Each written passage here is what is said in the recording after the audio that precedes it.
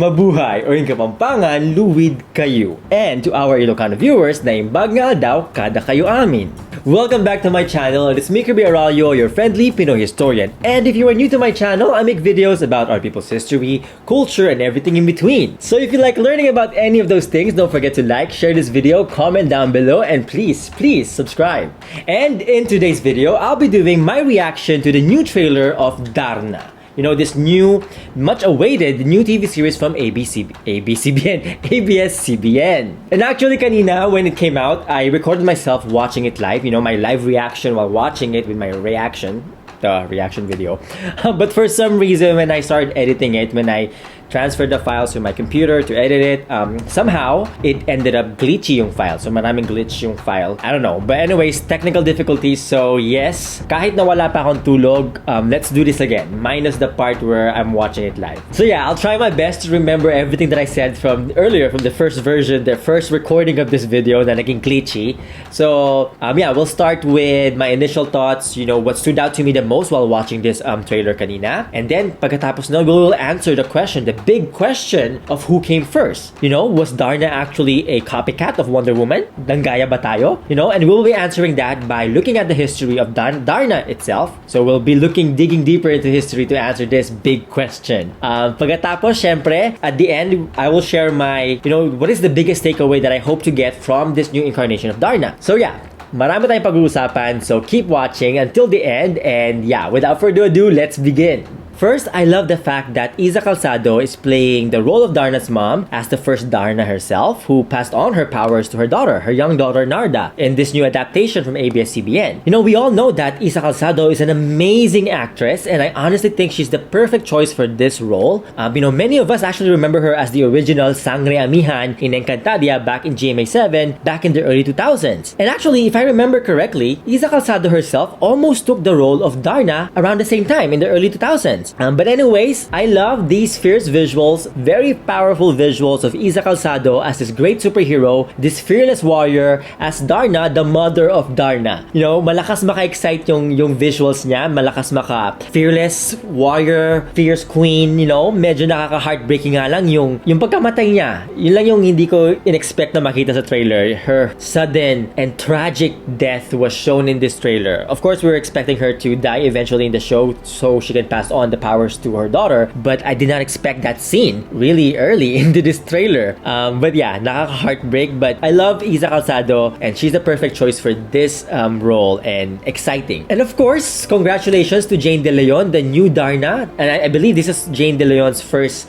big acting gig. So congratulations, Jane De Leon. I can see that you have a lot of potential. You know, be able to do justice and give justice to the character of Darna. Congratulations, and I'm looking forward to watching the whole series. Very exciting. So yeah, back to the visuals. Overall, I love the creative use of red, blue, and yellow colors in the lighting. I don't know if you actually noticed it, but I noticed it. It is a very subtle way, but very beautiful way of, you know, visually incorporating the colors of the Philippine flag in this trailer for Darna. And of course, speaking of visuals, the graphics, the CGI, the VFX, the visual effects, these are all very well done. You know, honestly, it exceeded my expectations. And yeah, it is very exciting for me to see something like this coming out from the Philippines, and I can't wait for it to be shown in other countries. You know, I can't wait for other people to be hooked into the story of Darna. So hopefully they do justice with the whole storyline of Darna. And if I'm not mistaken, the stunt coordinator for Darna, I forgot his name, but I heard that he also did stunts for Hollywood movies like, you know, Thor from the Marvel Universe. I also love the new Darna Wings logo, you know, a refreshing take on Darna's iconic winged medallion, the logo of Darna throughout these decades. Pero syempre, another thing that I was looking forward to was Valentina. I know she's the villain, but I love the character Valentina since I was a little kid. I don't know, I was always fascinated with the character Valentina. Kaya naman, one thing that really caught my attention was Janela Salvador as the villain Valentina. And I honestly believe that Valentina is one of the most difficult to cast when it comes to Darna. She's the most well-known villain against Darna. And let's be honest, it takes a lot to truly give justice to the character of Valentina. And so far, my favorite Valentina in history would be Sherry Hill and Pilita Corrales. They actually played a mother-daughter role role back in the 90s of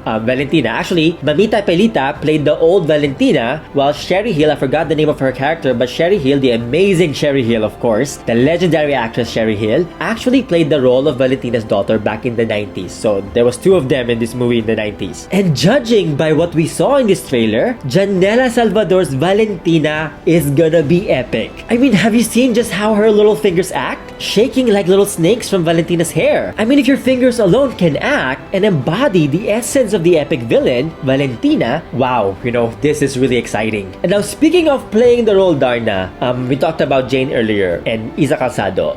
There has been many famous Filipinas who played this role in movies and TV shows since the 50s. And if I'm not mistaken, the very first one to play Darna on the big screen was the legendary Rosa del Rosario in 1951, if I'm not mistaken. And fun fact, especially to our Kabalen, Rosa del Rosario was also Kapampangan. And syempre, other famous artistas who played this iconic role through the decades that followed, in no particular order, this included, Ate V, who is now governor of Batangas, Gina Pareño, the great actress Gina Pareño, and from my own childhood na talagang tumatak sa isip ko, I'm pretty sure the 90s kids remember these very well, si Nanette Medved at Anjanette Abayari. And again, fun fact, Nanette Medved grew up in the same city where I spent my childhood, in my hometown, Angeles City, Philippines. For the younger viewers today, we have Marian Rivera and Angel Locsin. Pero syempre, there's a longer list of the many amazing artistas who played the role of Darna. I just cannot think of all their names right now kasi naman, 70 years na yun. In fact, unknown to many, even the king of comedy, the great legendary Dolphy Quezon, also played the role of Darna. But if I were to choose my favorite Darna in history in the last 70 years, kasi marami naman talagang magaling na gumanap na bilang Darna, if I only had to choose one, it would be none other than the real-life Darna, Angel Locsin. Kasi naman, apart from playing Darna really well on television, Angel is really embodying what it means to be a real hero in real life. She's a real-life Darna to many people, to millions of our kababayan. She's always there, ready to help those in need without batting an eyelash. Kaya naman kay Angel Locsin, maraming salamat sa iyong taus-pusong pagtulong sa ating mga kababayan. Mabuhay ka! So our big question for today is, is Darna a copycat of Wonder Woman? Nanggaya ba tayo sa kanila? But like I said earlier, before we answer this question, let us first quickly look at the long history of comic books in the Philippines.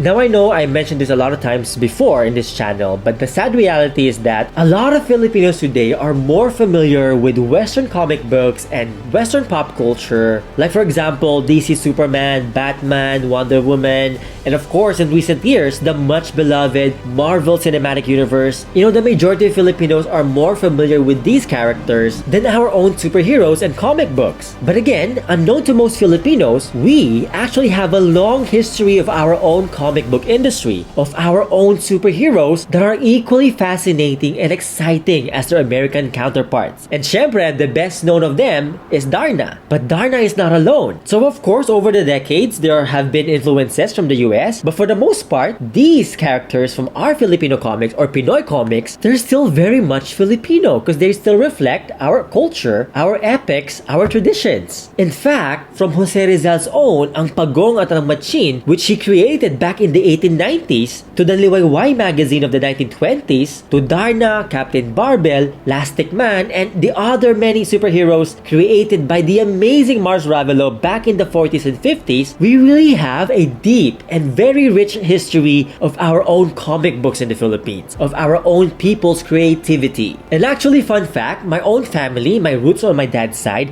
have been part of this history of publication in the Philippines. So hindi lang comic books, but also newspapers and later on including television. So for those who may be familiar, I'm talking about the Roses clan, the Roses family, who were the pioneers of Philippine print media. So from the Manila Times to the Daily Tribune, La Vanguardia, Taliba, Atlas Publishing, Liwayway Magazine, and even ABC5, aka TV5 Today, and many more media outlets throughout Philippine history, these were all part of the Roses family's legacy. So for the longest time, since the late 1800s to the early 1900s, the Roses family were the leaders of the media industry in the Philippines. Philippines and the pioneers of the modern-day print media and mass media in Southeast Asia. So they were publishing magazines, newspapers, comics in multiple languages, in English, Tagalog, Binisaya, Hiligaynon, and Spanish. And this was during the golden age of Philippine publications. So among the most well-known of them were my own grandpa, my own lolo's cousins. Si Don Joaquin Chino Roses, best known in history as a beloved defender of press freedom, and that's why we have avenues, bridges, and monuments dedicated to Lolo Chino. Like for example, the Chino Roses Monument facing the Malacanang as a reminder of the importance of press freedom, of the importance of responsible journalism, making sure that the leaders of our country are kept accountable. Another famous one is his cousin, Don Alejandro Anding Roses, a national artist of the Philippines for literature, and he was once the Secretary of Education under President Macapagal back in the early 60s. In fact, Tio Abuelo Anding has this, movie-like adventure in real life to recover the stolen manuscripts of Jose Rizal. And I've made a video about it a few years ago, so check it out in the links up here or down below. And since we're talking about comics today, we also have Lolo Chino's older brother, Don Ramon Roses. And he was actually known as the Comics King for his leadership and contributions to the golden age of the comic book industry of the Philippines. So yeah, generations of our family grew up around this, rich heritage of print media. And I remember visiting elder relatives in Manila where we are literally surrounded by mountains of comic books. Kaya naman abundant kami sa supply ng comic books. So at a very young age, I was already exposed to the rich tradition of graphic novels in the Philippines. In fact, when I was younger,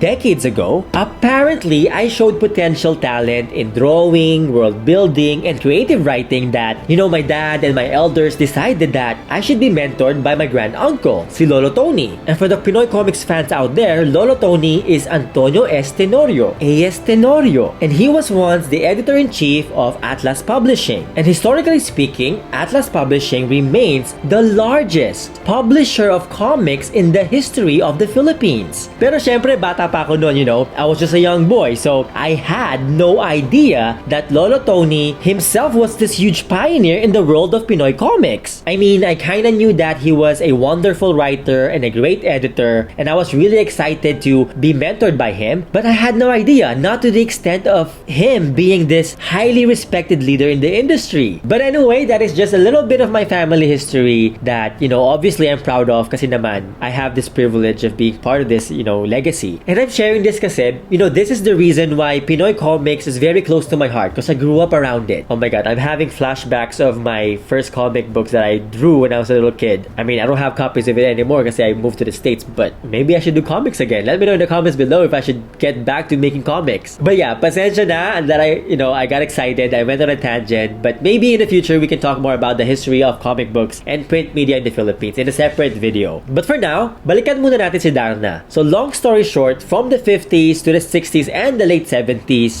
this long era, these decades, were considered to be the golden age of Pinoy comics. And this is the decades that we see the amazing talents like Mars Ravelo emerge. And again, Mars Ravelo is the creator behind Darna.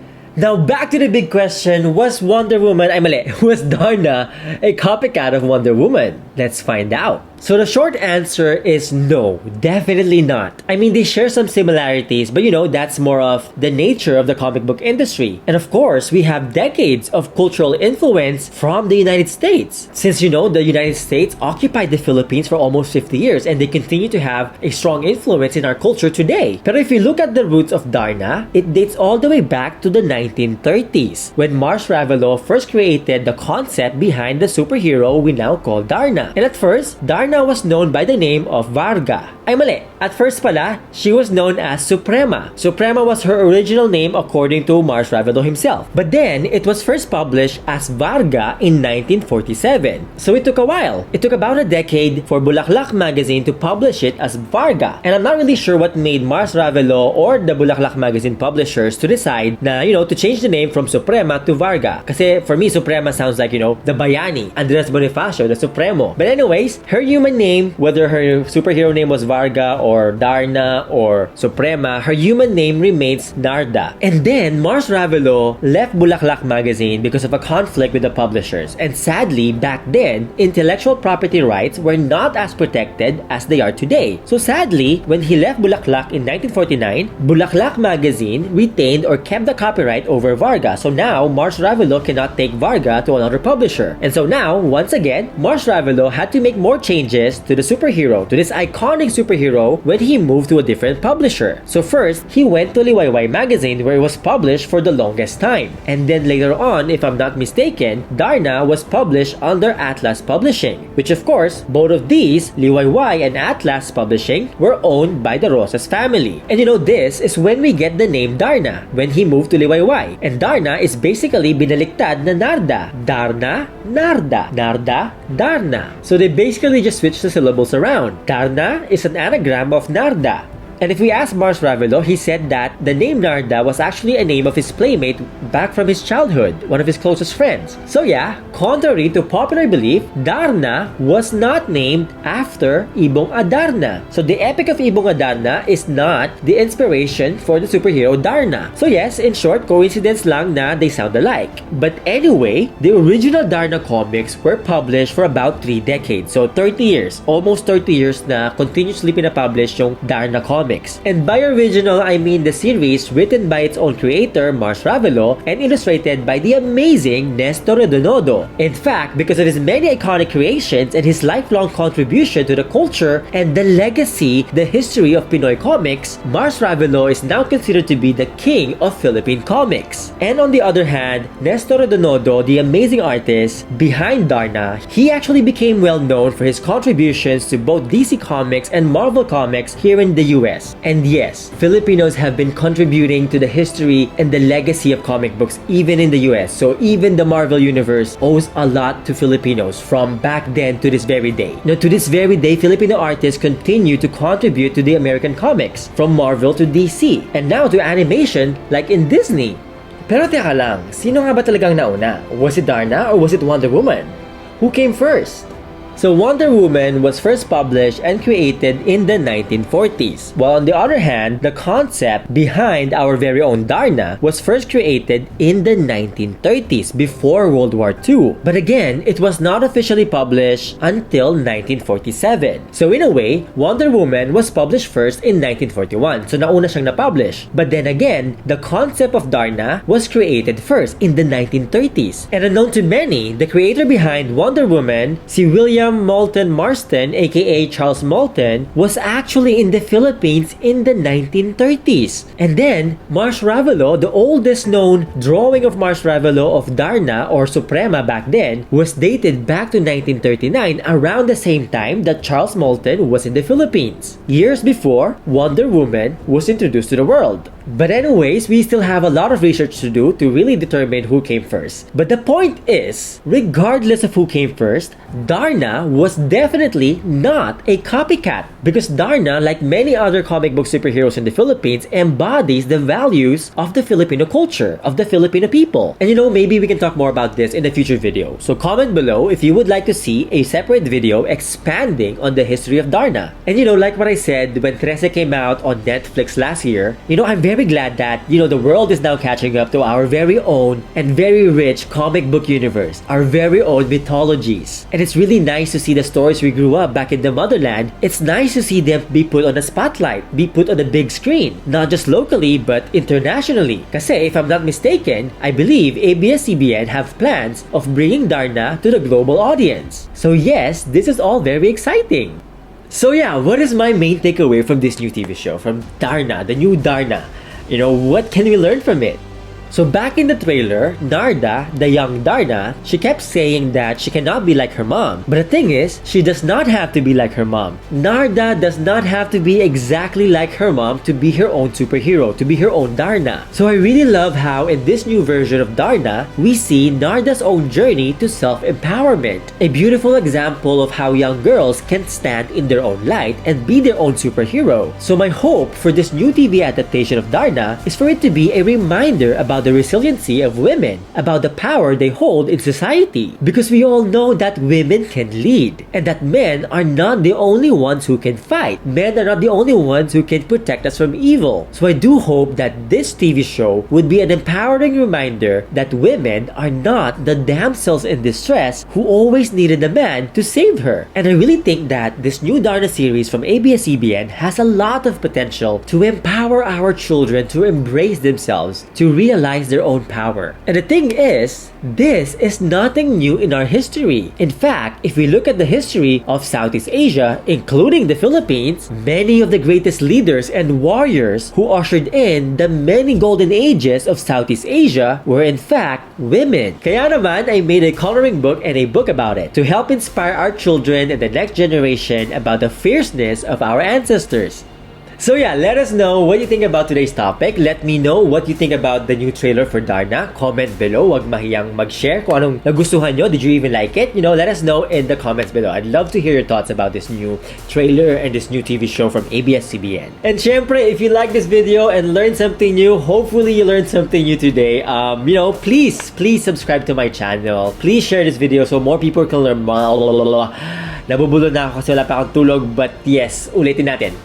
Please share this video to more people so more people can learn more about this topic, about Darna's history, about the history of our people and our comic industry. And yeah, like the video and please subscribe to my channel. Help me reach that 100,000 subscriber mark by the end of this year, or even better, by my birthday in November. Kaya pa-birthday nyo na sa akin yan. Ilang buwan na lang, ilang kembot na lang. So yes, please subscribe to my channel if you like learning about our people's history, culture, and everything in between. But of course, before we go, today's shout out goes to Kabe Gani, aka Gani Cabezas. And since we're talking about Pinoy comics, check out Gani's amazing upcoming comics projects. Ang dami na.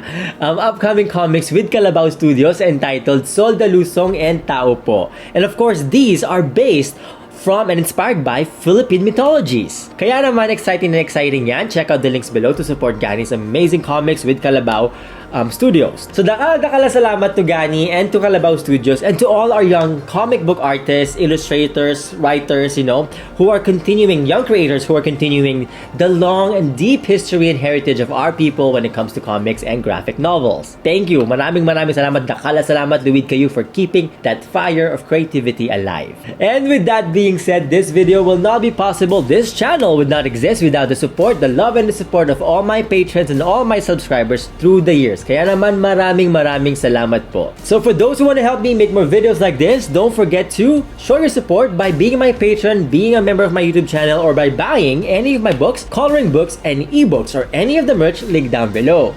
Muli ako po yung nagpapasalamat. Maraming salamat po, or in Binisaya, daghang salamat. In Kapampangan, dakalpong salamat kay Kongan. In Bahasa Sug, magsukol tuod kay mu. In Ilocano, agyamanak. See you next time. We're in Tagalog, kita kits, and in Kapampangan, Miki Tix, and in Binisaya, kita aita.